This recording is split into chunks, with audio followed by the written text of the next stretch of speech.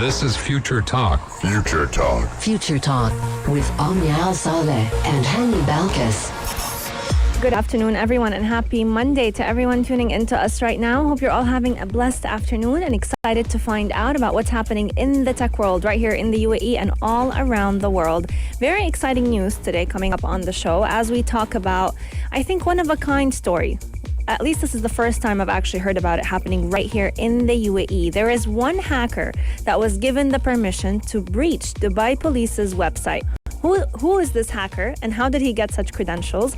And was he actually able to go ahead and do this hack? You got to stay tuned to find out all about it. Yeah, and we also talk about how Amazon is entering the UAE car rental market and how rates can start from $12 per day. It does look like Amazon wants to hit all the buttons when it does come to making as much revenue as possible. Yes, indeed. Coming up on today's show, the one and only Elon Musk was targeted by a hacker. And who is this hacker? Well, he is anonymous, but we do have a message from him, a very important one that does actually bring a lot of new information to the rest of the world. So make sure you stay tuned to find out more about it. Yes, but we're not done just yet, as we will talk about Apple's next iPad Pro and how it does have wireless charging and even a glass back. Now, I'm really excited to talk about the iPad Pro as we actually kind of speculate that this will be the laptop killer. Yes, indeed. Actually, today at 9 p.m., we have the most important virtual event for Apple. I think it's their June 7th event that we're going to be giving you a quick roundup on actually tomorrow. Coming up in the world of apps, lots is happening as well as we discuss WhatsApp's brand new features that they're going to be launching to the whole world pretty soon. Lots and lots is in store right here on the show, so keep Pulse 95 locked and we'll be right back. Daily digital news. Bits and bytes connect our world. Ladies and gentlemen, we're talking about hacking today and how it only took 2 minutes for Marshall Webb to hack in Dubai Police's website and take it offline. Now, that move would actually, or normally, be a criminal act, but fortunately enough for him, he had permission from senior police officers. And ladies and gentlemen, it isn't every day that we hear a hacker got into Dubai Police or police in general and took it offline. But we're going to be telling you and letting you guys meet the hacker that was given permission to breach Dubai Police's website. Yes, indeed. It's a very unique name that the world will actually remember for a very long time. Marshall Webb. He was actually performing live on stage at the Gulf Information Security Expo and Conference. And this is not a performance where people expect you to sing songs. It's a performance where Dubai Police gave this hacker full permission to go ahead and hack into the website. He was able to hack into Dubai Police's website and take it offline in only 2 minutes.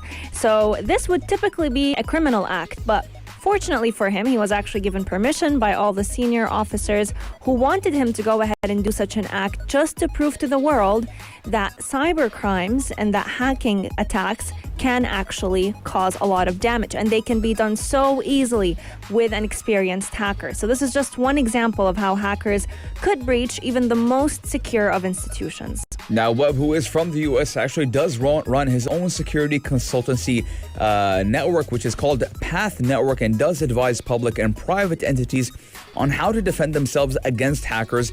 And it is a problem he predicts will grow dramatically over the next few years. Now, just a decade ago, he was a world-famous teenage hacker and a member of Lowell Security, which is a group of hackers who did look to breach business and government systems.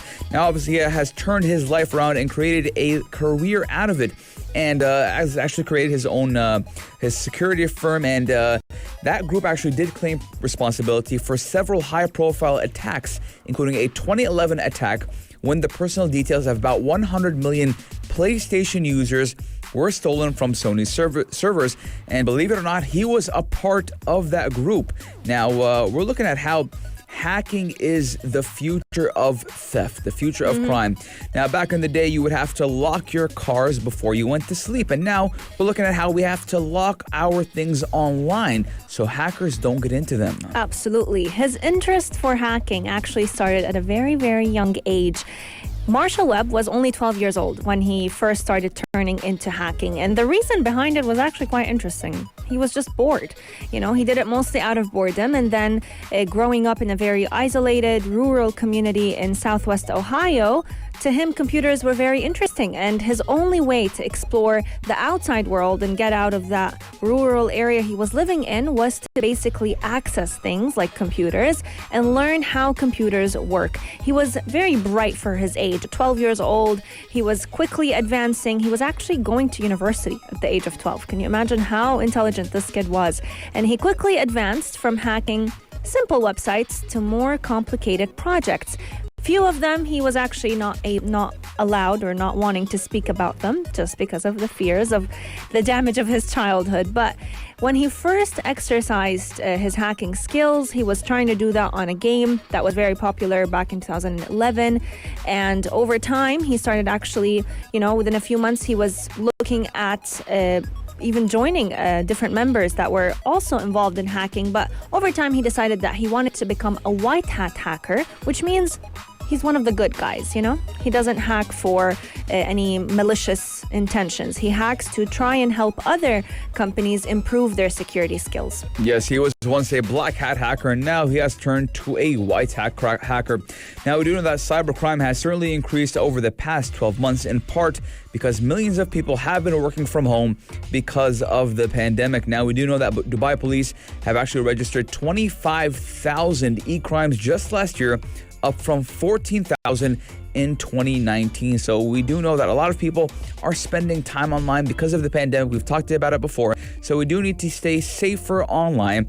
And even apparently everyone needs to up or ramp up the security, because even Dubai police was vulnerable to those hacks. Absolutely. And cybercrime have definitely increased just in the past year due to the COVID-19 pandemic. Millions of people were working from home, and that gave hackers a very easy way into our lives. As habits change and some people may choose not to return to the office, we need to make sure that we are doing our part in not just staying safe from COVID-19, but also keeping our gadgets and our devices safe from cyber crimes. Coming up on the show, we have a very exciting news about Amazon entering the UAE car rental market. Soon enough, you'll be able to rent a car straight from Amazon's website. Keep Pulse 95 locked. We'll be right back. Daily digital news. Bits and bytes connect our world. The one website we keep going back to whenever we want to buy anything and everything. The one website we possibly waste a lot of our money on. It is Amazon. And soon enough, you'll also be able to even rent a car off of Amazon, because Amazon is entering the UAE car rental market. And the rates actually start from $12 per day, which I would estimate, how much would that be? You do the calculations. I think 12 times 4? No, it's going to be 12 times 3.67. So around 40 dirhams, That's 38 nothing. dirhams per day, which is pretty competitive, as the basic cars, the entry-level cars in a rental market do range from 90 to 120 per day. And those service actually do target the Emirates of Dubai, Abu Dhabi, Sharjah, Ajman, and even Ras Al Khaimah. So we're looking at how soon enough it will cover the whole UAE. Yes, indeed. So through its home service unit, they're actually planning to offer customers across the UAE different options if they want to go ahead and rent out a car, whether it's an SUV, a hatchback, a sedan. From 1 day to 1 month, you can find it easily on their website. So just like you go ahead and you purchase any item online, if you go ahead and you visit Amazon's home services page, you'll find that they're actually offering the service to anyone in any Emirates right here in the UAE. So you can go ahead and book your vehicle directly from the website to your selected address as early as 3 hours from the time of booking. And there is no security deposit that is required. So just imagine, you have somewhere to go, or especially for tourists, they're right here in the UAE, they have somewhere to go, they don't want to take an Uber or a taxi. 3 hours before they need to leave, just book a car and you have it at your house, at your doorstep in 3 hours. Yes, now I'm on the car rental service website right now, which is amazon.ae. If you go to the home services page, you will see car rental service. Now, you do have 4 options to choose from: a big SUV, a hatchback, a mid SUV, or even a small sedan. You have the rental duration that can go up to 1 month, 30 days. and you can pick 1 month, 30 days, 1 week, 2 days, or even 2 weeks. So you do have the freedom of picking how long you want it for. Now, let's say I want a Nissan Sunny, which I do believe is the cheapest one right here. Actually, a Kia Picanto. So that will cost me 74 dirhams a day with full comprehensive insurance. So I'm going to book an appointment right now. And it's saying that I pick the days, I pick what time I want the car to come in, 6 p.m. It can go up all the way to 10 p.m. And then it's simple as that. They will deliver it? They will deliver the car to me. Just imagine you get a call from an Amazon employee. You know, hi, sir, your delivery is here. What is your delivery? A car.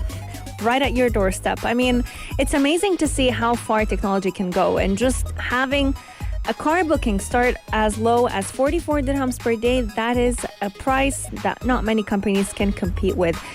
Just last year, Amazon has actually launched their home services page that Hani found the car rental option on. But they also offer different services from different locally based service providers, such as, AC cleaning, mobile repairing, pet grooming, car washing, furniture assembly, even home disinfection, moving services, and pest control. So they're trying to be your one-stop shop, your everything destination website. And I think they're actually doing pretty good at that.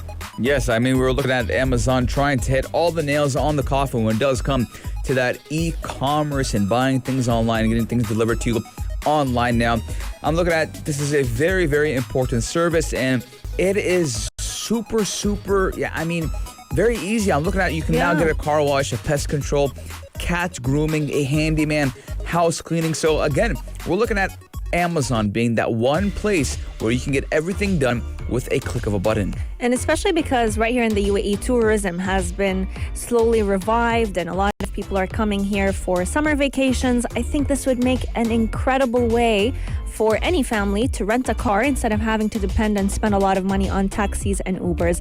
Let us know your thoughts. Have you ever rented a car? And what do you think of their rates? What do you think of their price point? I think it's very attractive.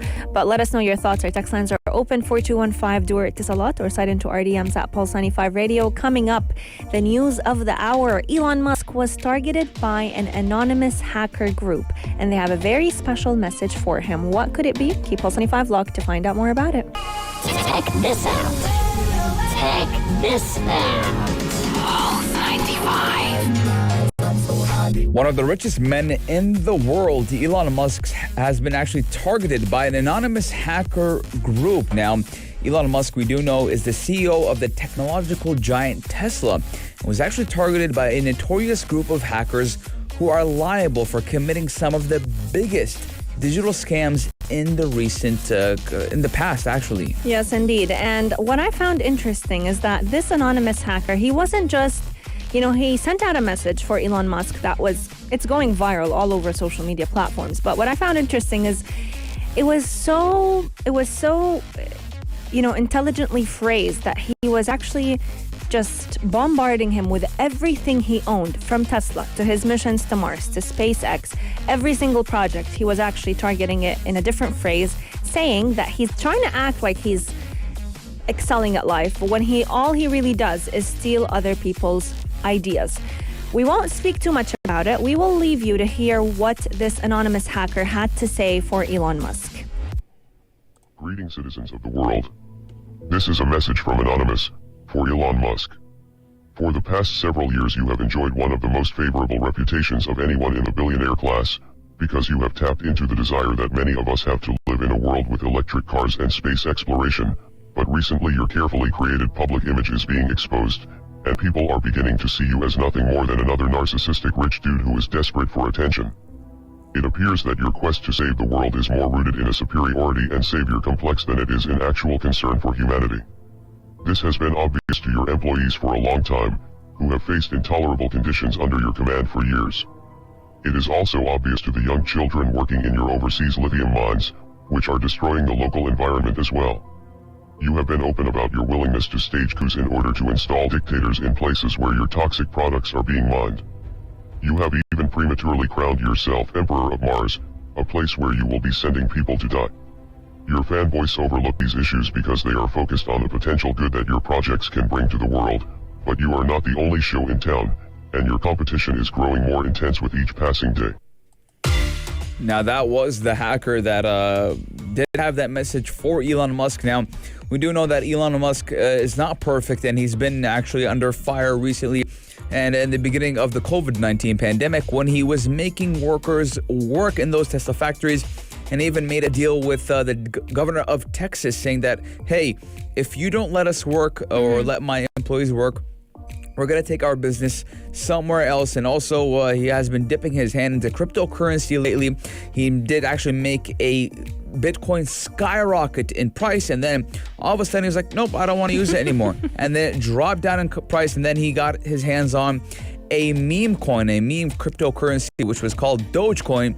And again, skyrocketed, then went back down. Yes, indeed. Now, what I found interesting with this anonymous hacker is he was actually describing Elon Musk as someone who suffers from a superiority complex. So it's an interesting message. There is some truth to it. When we dig back into Elon Musk's history, we do find out that Tesla was not his company. He bought it from someone else. He's not the person who created it. He's not the person who worked on the technology behind it. But to call him the Emperor of Mars, to say that he's trying to send people to Mars that they can die, it's taking it a little bit too far, because Elon Musk is not the only person in the world who's trying to find life on Mars. We've seen different countries, including the UAE, who is currently looking at different research on potential habitable settlements on the surface of Mars. I'm wondering what Elon Musk's response is going to be to this. Just a lot of people are annoyed from Elon Musk, especially his dip into cryptocurrency and how he has made prices skyrocket, then go back down. And it is true. Elon Musk has bought most of his companies. He is a rich kid that now has billionaire money. It's a fact that his parents were owners of an emerald mine in South Africa, and that's how he made his money. He bought PayPal with that money and then sold it, and now he has his Tesla. So the hacker isn't completely wrong. I mean, Elon Musk has done some weird things. And again, Elon Musk does think he controls everything now, just like how he wanted to go against WhatsApp with Signal. True. Again, so maybe Elon Musk does need a reality check. I mean, second richest man in the world, but still, even he does need a reality check. He actually made me want to dig through Elon Musk's past and history and what he actually owns and what he went ahead and bought. So as much as harmful as it is trying to bully one of the biggest billionaires, it was interesting to see how he portrayed to the world that Elon Musk is not this big celebrity that is so perfect. He's a common man who has his faults and who has his advantages. So let us know your thoughts. Have you seen this message all over social media platforms, and what do you think of this anonymous hacker's message to Elon Musk? Coming up on the show, we're going to be giving you a little bit of a teaser on Apple's big event that is going to be taking place tonight at 9 p.m. Their next iPad Pro is coming to life, and we're going to be giving you all the details about it. Gadget of the day. New tech you might want to play with. Pulse 95. Today's gadget is to get us excited for tonight's Apple event. It is the awaited day, the 7th of June at 9 p.m. right here UAE time. We will be able to witness Apple's very big event that hopefully they'll launch a lot of new devices in. But before we get into the well-awaited iPad Pro that has wireless charging, possibly, we want to give a special shout out to anyone who is born today, but more specifically to Kay Meneses, who's actually our very own RR's wife's birthday. Happy birthday. We hope you have a very exciting and fun-filled day. And yes, a big shout out to you. Happy birthday. Hope you have a great year, and hopefully next year we will be wishing you happy birthday as well. And hopefully next year we will also get a new event from Apple as well. Yes, indeed. So the iPad Pro, the well-awaited iPad Pro, could possibly have wireless charging and a glass back. Now, I'm very excited for the glass back because I don't know about you, Hani, but ever since I think 2018, every single year, there are rumors about the next iPhone, the next iPad having the fully glass-like looking device, having it be glass from top to bottom, all sides. And I've always wanted one like this, but sadly, we're not going to get it with the phone, but we could possibly get it with the iPad Pro. Yes, now Apple is working on a new version of the iPad Pro, which will come with wireless charging, according to a new report. Now, to accommodate the technology, Apple will also reportedly switch to a glass back for those new models instead of the aluminum found on the rear of every iPad released so far. Now, Apple is said to be testing a magnetic charging system as well for the new iPad Pro, similar to the MagSafe connector, which was introduced with the iPhone 12 range of phones just last year.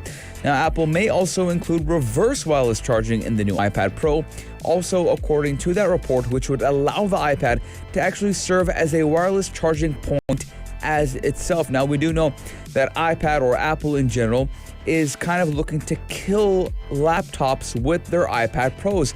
And I've seen a lot of people move to the iPad Pro. A lot of artists, a lot of graphic designers like using the iPad Pro because of the freedom it does give.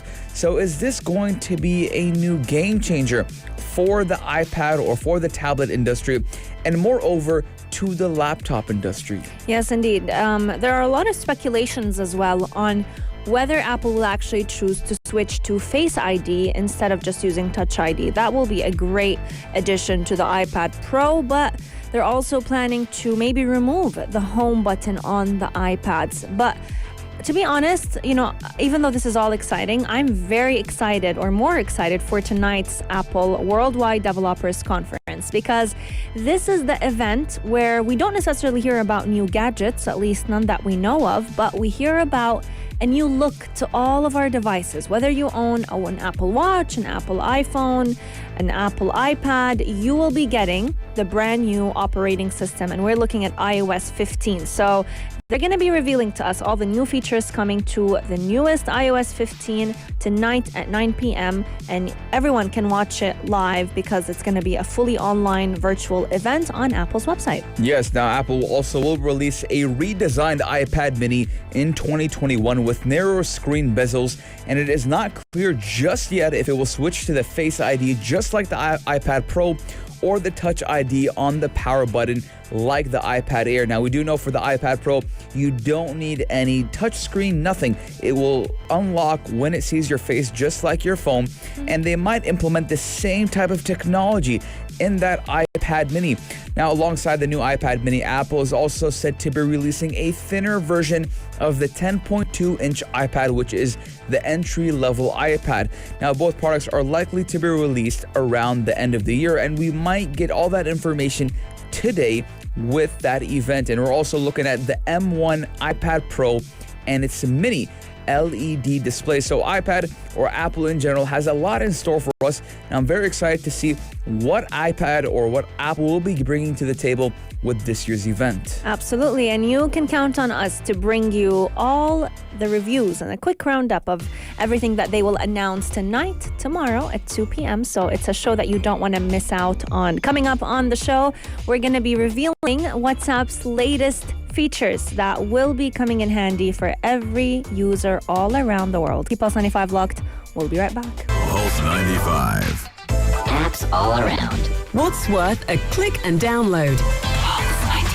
What's worth a click and download, but 99.9999% of you already have this app downloaded. We're talking about WhatsApp and how it's going to soon launch 2 new features. Now, WhatsApp users will be able to access their accounts to up to 4 linked devices in the coming months. But we also got a lot more for you. Yes, indeed. And those are confirmed updates. These are not speculations, not rumors. They've been confirmed by WhatsApp's CEO and founder, Mark Zuckerberg. So according to his interview, WhatsApp on iPad might just be supported because of the multi-device feature. He also confirmed that the website will soon get a disappearing mode. This is going to be a very interesting one because I'm wondering if it's going to tell the person that you're sending the message to that it's going to be a disappearing message. So the way it works is you can automatically enable it to some messages in some chat threads, or actually in any chat thread that you have. And this feature will allow the message to basically be something similar to what you would experience with Snapchat. So it would only be available, let's say, for 30 minutes. And after the 30 minutes, it would completely disappear. The CEO also mentioned that they're going to be launching another feature known as the View Once feature. Yes, and that means the person can only open your photos and videos once before they disappear from the chat. Now, those features are coming for WhatsApp beta users soon, as per that report.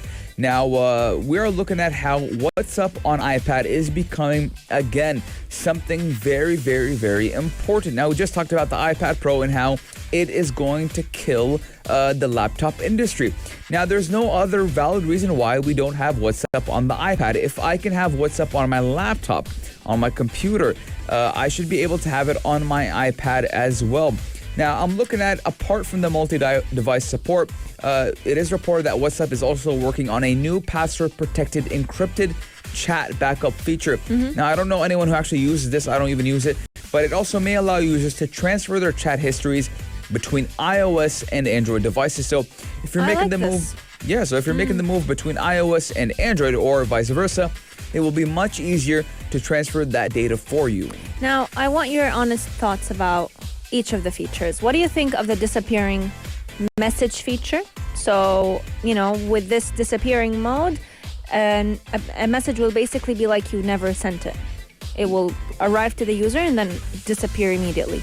I mean, if you're going to send sensitive information to someone, maybe if you want a Credit picture, card details, maybe. Maybe, I don't know, your app. I mean, we saw BBM have it. BBM was one of the first before Snapchat to have that disappearing message, or that View Once, or that 30-minute, 15-minute window, and then Snapchat created a whole app out of it. But again, we're looking at how maybe this will be a good idea. Again, I'm not gonna bash it because would you use it? I don't have any purpose to use it. Okay, makes sense. Fair enough. I think it would, just like you mentioned, it would come in very handy for people who still send sensitive information over WhatsApp. We've been advised over and over not to do it, but come on. I mean, where else would you send it? It's just very convenient. You want to send your Emirates ID photo. We do suggest you don't send any credit card information, but some people do, and I think this would actually help make it a bit more secure. I also like that they are, with launching iPad, WhatsApp over 4 devices, they're also going to be including the end-to-end encryption. So you're getting better features, but that's not with paying the price of privacy, Yes, I mean, again, some people, they want to have WhatsApp on their iPhone, their iPad, their MacBook, their laptop, and maybe a fourth phone. Who knows? Comes in handy when it comes to online exams. Yeah, I mean, who knows? Some people, they do want that flexibility all over different platforms, just like iMessage. If you do have iMessage, if you have an Apple device, you can have iMessage on your iPhone, your iPad, your MacBook, your Mac computer. So again, WhatsApp's biggest competitor is iMessage. So trying to kind of hit the nail on the coffin when it does come to those linking devices, it's not a bad idea. Absolutely. Well, I want to hear from all of you guys. What is one thing that you sent on WhatsApp that after you sent, you thought to yourself, oh, maybe I shouldn't have sent that on WhatsApp? Could be confidential information, could be information about other people, who knows? But share with us your thoughts, 4215 do it Salat, or slide into our DMs at Pulse 95 Radio. We want to hear from all of you. Future Talk is sadly coming to an end, but you can catch us again tomorrow, same time, same place, from 2 to 3 p.m. Until then, we are opening the airwaves for the halftime show, the only place to be at 3 with Omar Al-Douri. He has a packed show for all of you, all about sports, mental health, and your physical well-being. Everything you need to know about how to take care of yourself, both physically and mentally, you can find it on his show from 3 to 4 p.m. Yes, you got 5 minutes before Omar Al-Douri, the man himself, does come on air and does give you everything you need to know about what's happening in the fit world. But, ladies and gentlemen, we'll see you tomorrow, same time, same place, only here on Pulse 95. If you liked this episode of Future Talk, drop a like and subscribe. Pulse 95. Be sure to follow us on Instagram for all our daily updates and top stories.